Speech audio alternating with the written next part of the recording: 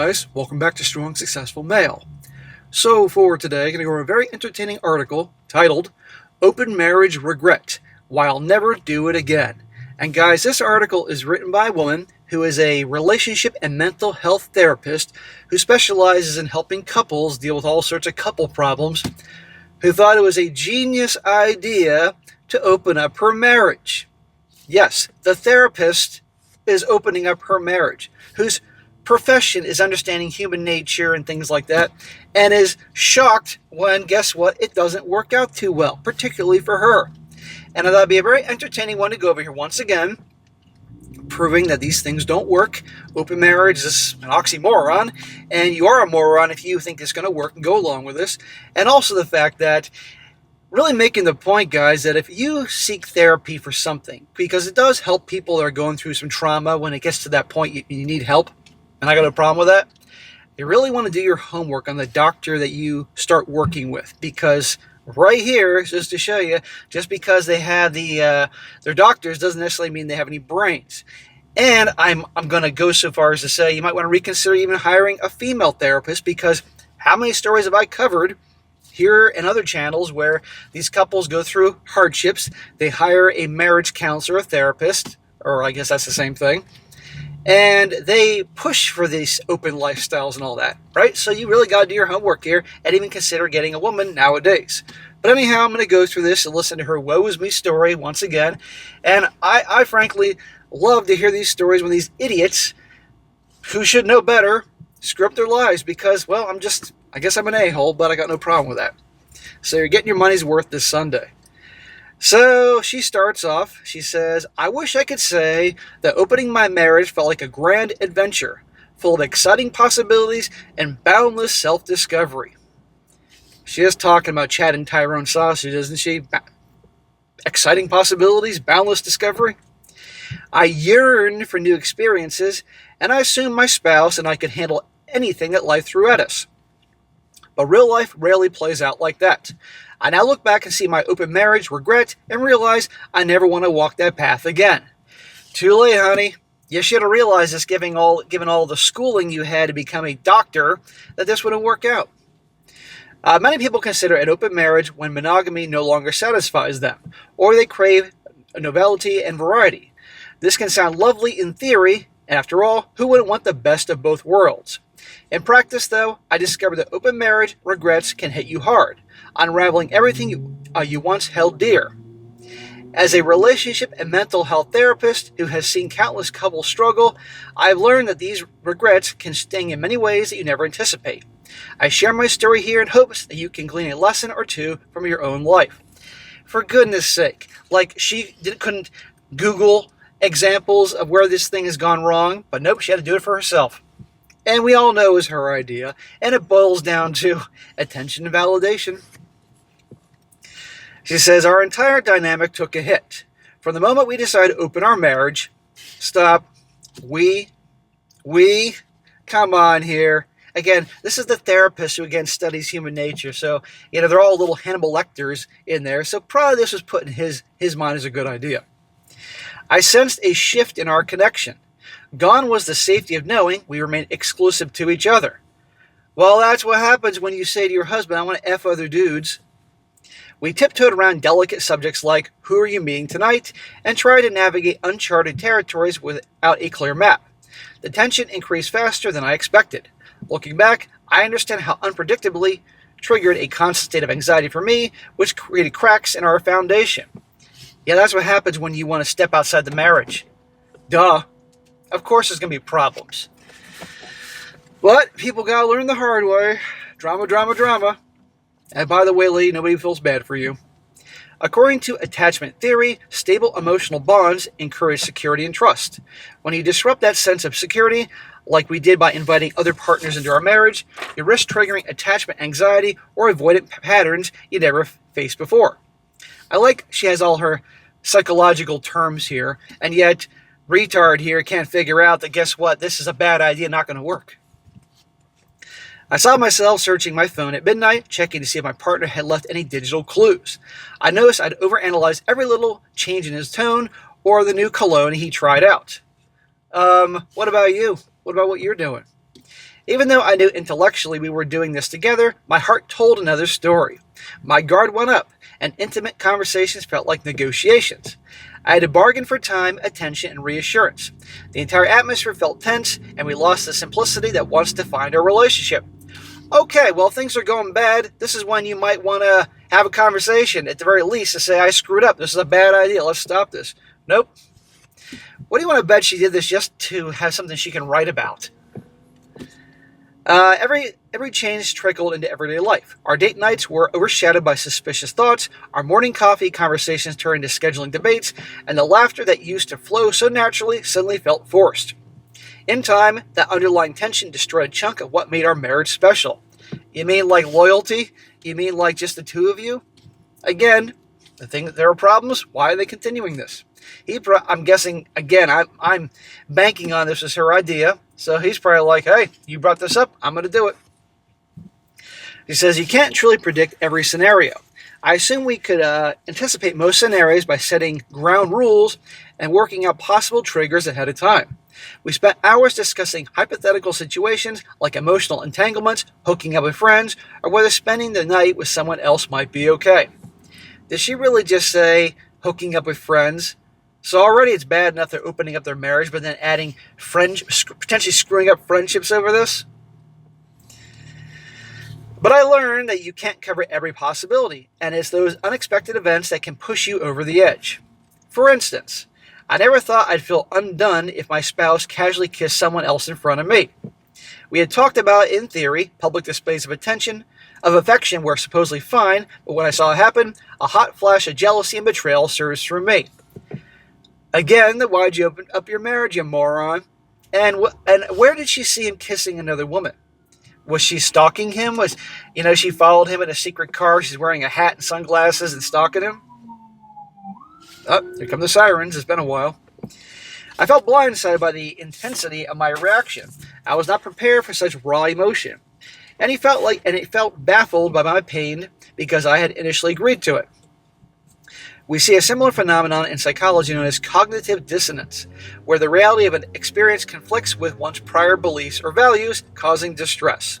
My mind told me I gave consent, but my gut screamed, this hurts. That mental clash wrecked me. Sometimes you only truly understand your boundary the moment someone crosses it, and then it's already too late. Hindsight may be 20/20, but in open marriages, that clarity can sting. Boo freaking who? Who are the idiots that decided to do this? Okay? Now, again, it isn't said that, officially she brought this up, but overwhelmingly it's always the wives that bring it up. And let's just say he did bring it up. Well, she was the idiot that went along with this. They're both idiots. She says, things got awkward with our friends. Well, yeah, I would imagine things would get awkward with your friends if you're trying to sleep with them. When I told a few close friends about our open marriage plan, reactions ranged from mild confusion to outright disapproval. Thank you. They're probably like, aren't you a shrink? And you're doing this? A few of them seemed curious, but many worried about me. They didn't know how to approach topics like group outings where we might bring new partners along. Well, that's just stupid and asking for trouble. People started asking pointed questions like, is this really okay with you? Or doesn't this bother you? I hated feeling like I was under a spotlight for a life decision I wasn't even sure about myself. And yet again, it was likely her idea. Some friends tried to be supportive, but they still ended up uncomfortable. They didn't know whether to invite me and my spouse to a couple's events.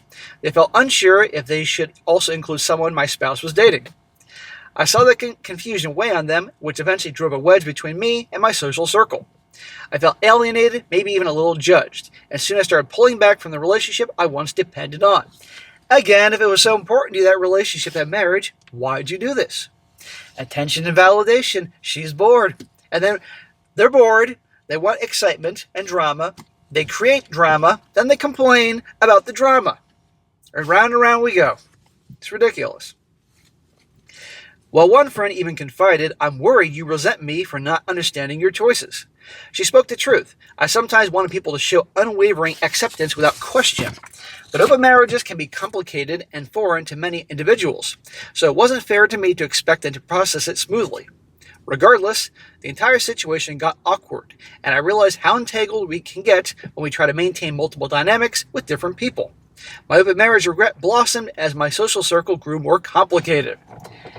Well, it sounds like you wanted things to be complicated. I mean, if they're going to do this, which is stupid, but if they're going to do this, then okay, if there's going to be any rules that are actually going to work, you have it that the guy doesn't bring his little girlfriends and dates along social events, and she doesn't either, and they don't talk about it with their friends, and they get together with people way out of town or something. It says, managing all these relationships drained me. It says, time is finite. The truth sank in when I realized the extent of effort required to maintain meaningful connections with multiple partners. I craved emotional depth with my spouse and tried to build it with someone new. Well, then why don't you have it with your spouse to begin with, and you wouldn't have to find somebody new? Meanwhile, I had a career and family obligations and my own needs. Family obligations? Please tell me that they're not doing this with kids. I discovered how exhausting it became to coordinate schedules, boundaries, and personal space while desperately trying to keep my sanity intact. Although the concept of open marriage promised a kind of buffet for my emotional and physical life, I spent so many nights feeling more drained than energized. Yeah, she wanted a buffet of dicks, and, well, she's just drained. Well, she was draining the dicks. I remember telling a friend I'm more stressed than fulfilled. She noticed I looked frazzled. My to-do list included chores, work, deadlines, therapy sessions, and now date nights or calls with someone else. Where did self-care fit into that puzzle? Where did common sense fit into this puzzle, you idiot? I rarely found a moment to stop and breathe, so I neglected my mental health to keep up with multiple relationship demands. You're the one that made the choice to do this. You could have just had one extra dude on the side, but she just had lots of them. She's probably competing with him. Even dinner with my primary partner turned to a hurried affair so I could dash out to meet the other person. And that's your own choice. Judging so many attachments left me drained emotional bank account. The constant hustle ruined the carefree spontaneity that once powered our marriage. And you chose this, moron. Women and accountability. In therapy sessions, clients often ask, how do you keep the balance in open relationships? The short answer is that it's tough. Success depends on impeccable time management, constant emotional presence, and the ability to communicate your daily needs. So she shares with her people that she does open marriages, open relationships. Oh my God. Without these pillars, open marriages regrets begin to accumulate fast. I discovered that I don't have the bandwidth or desire to keep spinning all those plates, especially when it affected my own well-being. Poor you. Everybody stop and play the little violin for her. She says, ignorance does not help. At one point, we thought not disclosing every tiny detail might shield us from unnecessary pain. After all, what I don't know can't hurt me, right? That illusion shattered pretty quickly. My spouse's phone would ping at 11 p.m. I'd lie awake imagining the text was from someone special, conjuring mental images that made me twist and turn under the covers. Okay, drama queen. I realized that not knowing important details left me with the overactive imagination and zero closure. This tension ultimately led me to snoop, something I never did before. My rational brain told me I need to respect his privacy, but my feelings told me I needed reassurance. You know he's hooking up with other women. What do you need? Is he going through your phone? Instead, I found cryptic messages that spawned entire soap operas in my mind. One vague text could spiral me into days of obsessive worry. Ignorance never truly protected me. It only fueled my insecurities. Blah, blah, blah. We also see the phenomenon of emotional flooding in psychology, where intense negative emotions saturate your mind, leaving no room for calm problem solving. I'd get stuck in a loop of anxious thoughts, and I couldn't pull myself out easily. If my spouse asked, "Are you okay?" I'd just nod away, not wanting to admit how insecure I felt. That mismatch between my true feelings and that face I showed only increased my stress. People pay for this idiot's time and advice and therapy. Can you believe this? Well, I can believe it because this is just the world we're in right now. Next up, she says, knowledge stung just as badly. You might say, if ignorance doesn't help, maybe honesty does. Let me tell you, fully knowing everything felt like a double-edged sword. When I learned details about my spouse's emotional or physical intimacy with someone else, it stung. Now, why'd you ask? My imagination calmed down a bit, but the specifics haunted me. Did they share inside jokes? Did he stroke her hair the way he once did mine? That's her biggest concern, not him plowing her, not him catching an STD, not him getting a chick pregnant. If he stroked her hair like his, really? My mind latched into the smallest detail with laser focus, replaying them in my head and comparing them to my own experiences with him. When Harriet Lerner wrote in The Dance of Anger, anger is a signal and one worth listening to. She might as well have been speaking directly to me. My anger showed me that I was not okay with many aspects of our open arrangement, but I was trying to force myself to be okay because I believed that was the progressive or modern thing to do. There you go. So you notice in the article it didn't say that this was her idea. She's not admitting that. But you piece things together and you know it was her idea. And right there, the progressive and modern thing to do. Well, it's backfiring, honey. Dr. Dumbass. I found no relief whether I knew or didn't know. There was no perfect system or just enough details that worked for me. The entire emotional atmosphere kept me on edge, and all that knowledge, both big and small, burned me. Too bad. You make your bed and you lie in it. Our thorough check-ins often led me in tears. We tried to talk it out, only to discover how raw my emotions remained. It felt like a wound that refused to scab over because every conversation about new dates and new attachments reopened it. There's an idea in some open relationship circles known as compersion, the joy one feels when their partner experiences pleasure with someone else. Well, this kind of sounds almost like cucking, female cucking. I never found that feeling. Instead, I discovered the relentless ache of watching my partner connect with someone else in a way that made me feel replaced or inadequate. I felt none of the positive emotions that open marriages theoretically promise, because there is nothing positive about it. It's a disaster. And there's countless articles and stories proving that, but again, had she done some homework on this, but she wanted the drama, she wanted to be progressive. She says, I awakened a jealous monster within me, and I hated it. Before opening our marriage, I never saw myself as a jealous person. I prided myself in being stable and trusting.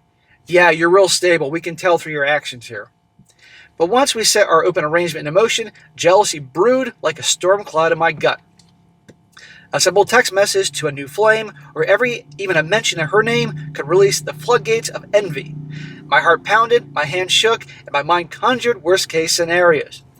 You know, this article will probably be about at least 30% less with all her fucking adjectives and details here.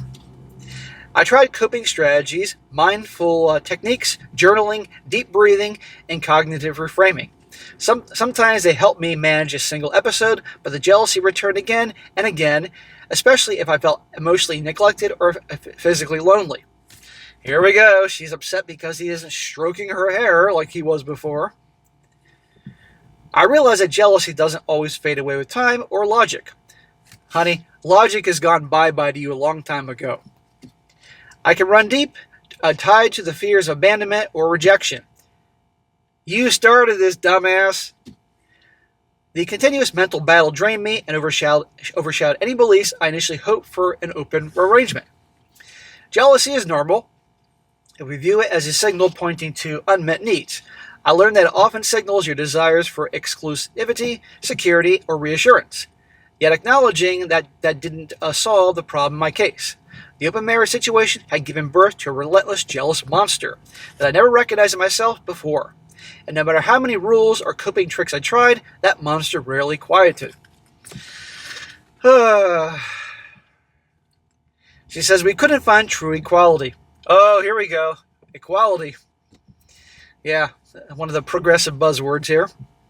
In an ideal scenario, both partners date freely and land on a perfect balanced playing field. Nobody feels shortchanged. Everybody gets the same opportunities for fun, romance, or exploration. Exploration, huh? That's an interesting choice of words. For us, that never happened. When my spouse found a new partner almost immediately, I felt a mix of panic and envy. I told myself, I just need to find someone too. But it took me much longer to develop a connection. While I struggled, I watched him bounce from one date to another, seemingly carefree. Now we're getting somewhere. So, this is what's interesting. Overwhelmingly, when these open marriages happen, the woman, boom, she's off with Chad and Tyrone because usually she's planning these things in advance, right? In this situation, according to her, and again, this is her perspective, he immediately found a chick and it's easier for him. So some people might say, well, then maybe it was his idea. I don't think that's the case. I think she did this almost like to just experience this because she's a therapist and wants to know about this, and she can probably get more clients to talk about this. I don't know. So obviously there must be something about her that probably just repels men. Because let's be honest here, if a woman is average looking and average age, most men will bang her. They're not going to want to continue seeing her. They're not going to want to be in a relationship with her, but they'll want to bang her. I had a follower email me the other day or message me and says, SSM, I don't get it. My female friend who's in her 40s, who's overweight, has all these guys hitting on her and she's just average. But my brother, who's good looking and makes good money, he's having a hard time getting women. And my response was, duh, because most men will fuck anything. Within reason, of course.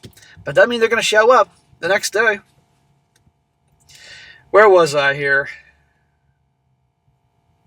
Over time, resentment built up in me. I felt cheated, like we had opened the marriage to fill both our needs, but only one of us is getting the perks. The frustration manifested in small arguments. I might lash out with passive-aggressive comments about how easy it was for him. He in turn felt guilty and torn between investing time with his new partner and trying to soothe my anxiety. To be fair, he did try to minimize my feelings of inferiority, but it never felt truly balanced out.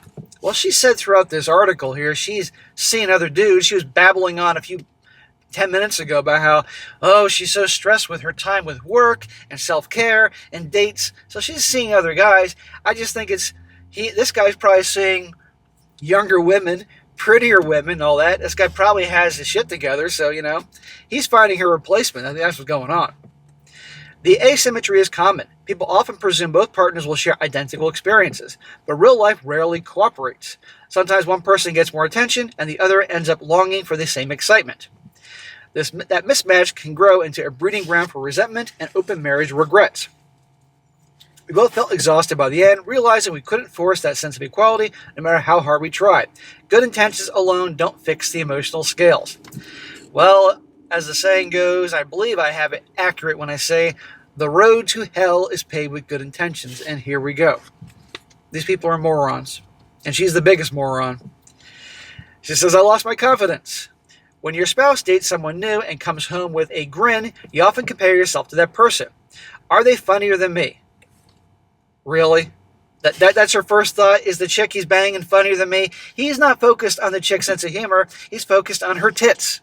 Jesus, lady. Is she more adventurous in bed? Probably. More interesting to talk to. I spiraled into negative self-talk more often than I care to admit. The confidence I once carried seemed to disappear under the weight of uncertainty. Every time my spouse looked particularly happy, I felt a subtle twinge of, am I enough? My self-esteem took a blow, and it trickled into other areas of my life. Well, there was a lot of blowing going on in this story. I doubted my attractiveness, intelligence, and ability to be a good partner, regardless of how many times he told me I was still the primary. Lady, I really doubt your intelligence. And everybody watching this doubts your intelligence. The label of primary felt meaningless if I believed that someone else could fill the better role, or fill the role better. I started wearing different clothes, dabbling in diets I didn't need, and staying up late scrolling through social media for affirmation. My mental health began to suffer more than ever. So now she's going to go to a shrink. When I work with clients who express low self-esteem triggered by relationship shifts, I see them struggling with a sense of identity. That definitely happened to me. I realized I had tied too much of my self-worth to being the chosen one. Was she Anakin Skywalker? The chosen one in my partner's life. Once that sense of security vanished, the cracks in my confidence became gloriously obvious. In some ways, the open marriage forced me to confront this vulnerability, but it felt like a destructive process rather than an enlightening one. Again, this is still going on. She says that the path was not right for me. After countless tears, arguments, therapy sessions, and anxious nights, I conclude that an open marriage just isn't for me. No shit. We figured that out after the first page. She should have figured that out after the first date that her husband went on. I know some couples who manage open relationships with grace and minimal drama. Oh yeah? Let's see some. They have emotional resilience, communication skills, and mutual understanding that makes it work. But that wasn't my experience, and that's okay. What is she, Stuart Smalley from Saturday Night Live? And that's okay, because you're good enough, you're smart enough, and God dang it, people like me. Remember that skit? Don't get me wrong, I respect individuals and couples who choose open marriages and feel genuinely fulfilled by them. We're all wired differently, and no single approach to love fits everyone. For me, the avalanche of complications, jealousy, time management, nightmares, social awkwardness, and emotional turmoil outweighed any fleeting sense of excitement or novelty. I saw firsthand how open marriage regrets can overshadow the allure of variety and exploration. How this guy is still married to this woman, I do not know. She is a freaking mess. And if she's having a hard time getting guys to keep up with him, I'm guessing she can't be that good looking. If you're considering an open arrangement, I'm not here to wave a red flag in your face and insist you never try it. I don't know, it sounds like the whole article you are, lady. I'm simply sharing my personal account of an open marriage regret, so you can go in with it wide eye open. Ask yourself tough questions. Are you prepared for intense and sometimes unexpected jealousy? Do you have the mental and emotional capacity to manage multiple relationships simultaneously? Will your social circle adapt if you bring new partners around? Are you truly comfortable with your spouse connecting intimately with someone else? In my case, the answer turned out to be a no. My attempt at open marriage started with curiosity but ended in heartbreak, tension, and a painful reevaluation of my priorities. Again, this was your idea, and you would partake in this. And any bit of research could have told you this wasn't going to work, idiot. I prefer monogamy now. Oh, now you prefer monogamy now? After, obviously, you realize your husband can replace you like that. Because I feel more secure without constantly wondering who might swoop in and catch my partner's eye. Too late. I relish having fewer rules to negotiate, fewer people to keep track of, and a sense of stability that nurtures my emotional well-being. I share my stories so that you don't end up blindsided by challenges you never saw coming. If you're heading down a similar road or just exploring the idea of ethical non-monogamy, arm yourself with honest conversations, realistic boundaries, and plenty of introspection. Know that open marriage regrets are real, and the consequences can be life-altering. No kidding. And I'm wanting to know what's happening to her marriage here, if you want to call it a marriage. If you walk this path, do it with full awareness and a willingness to accept whatever follows. Are you accepting what is following, doctor? Love isn't a matter of ticking boxes or fulfilling fantasies. It's about authenticity, security, and emotional well-being. Holy crap. What an idiot. So there you go, guys. She wrote this whole long-ass thing with her woes and complaining about the whole time, even though obviously it was her idea. That's what I've connected the dots here. This was her idea. We still don't know what happened to her marriage, but I've been doing this long enough. I've lived long enough, experienced enough with enough people. I would be a better job as a freaking therapist than her. I don't have the credentials to do it legally and get a license, but I would be better than her. Goodness sake, a therapist who helps people did this thing. Come on here. But anyhow, common sense dictated this is not going to work. And she's writing this so people are aware of the problems that could happen. But here's the funny part. The whole internet is full. You Google about open marriages and things going wrong. Is countless articles and stories, people saying the same thing. Do you think she referenced those to this? Nope. Had to know. My God. So anyhow, guys, there you go. I thought it'd be a funny one to cover here on a Sunday. I don't feel bad for it at all. Frankly, I don't think she should be counseling anybody. And some people might say, well, she experienced this, and now she can then firsthand tell people it's a bad idea. Well, she didn't have to ruin her marriage to do it, to pass on that information. She could have basically said on things she's researched. And a basic understanding of human nature could have told her everything she needed to know without actually jumping into this and jeopardizing her marriage. So, and the whole time complaining. No accountability, nothing. But again, I still stand by connecting the dots. This was her idea. But she's just not going to come out and say it was her idea to get any more blame or any backlash. Or coming out and saying, yeah, our marriage is kaput. So anyhow, guys, that'll be a good one to go over here. So again, gentlemen, do not do the open relationships. Do not do the open marriages. They don't work out. It ends in disaster. And for any of you may think, well, maybe it'll be different with me. Okay, knock yourself out. Watch what happens. And also, again, if you're going to do therapy, because it does help people when necessary, things are pretty bad, really do your homework on who you hire and have as your therapist. Because can you imagine having her? The shit she could plant in your head, or to couples and all that? My God. And even going one step further, if you're going to do therapy, perhaps, gentlemen, you want to hire a guy. All right, guys, that's it for today. Be sure to comment down below. Let me know what you think about this. And, guys, if you find a good article or a story you want me to cover, send it my way. strongsuccessfulmale@gmail.com. And if it's a good one, I'll definitely cover it. And be sure to like the video, share with your friends, and subscribe. I'll catch you next time.